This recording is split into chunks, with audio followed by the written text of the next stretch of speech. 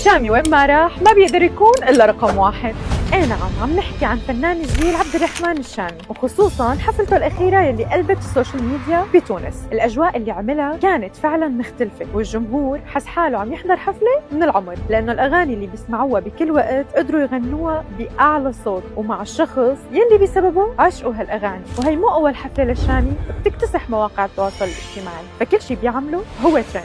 وشفناه لما تواجد بمردف مول دبي كيف الناس انبهرت وتجمعت حواليه. وطبعا بس نشوف ردود الافعال دائما بنسال حالنا شو سبب هالحب الكبير؟ معقول بسبب موهبته او لانه هو كمان ببادل متابعينه نفس المحبه؟ خبرونا من وين بتتابعوا الشامي وين عم تستنوا حفلته الجديده؟ الشامي وين ما راح ما بيقدر يكون الا رقم واحد. ايه نعم، عم نحكي عن فنان الجيل عبد الرحمن الشامي، وخصوصا حفلته الأخيرة يلي قلبت السوشيال ميديا بتونس. الأجواء اللي عملها كانت فعلا مختلفة، والجمهور حس حاله عم يحضر حفلة من العمر، لأنه الأغاني اللي بيسمعوها بكل وقت قدروا يغنوها بأعلى صوت ومع الشخص يلي بسببه عشقوا هالأغاني. وهي مو أول حفلة للشامي بتكتسح مواقع التواصل الاجتماعي، فكل شي بيعمله هو ترند.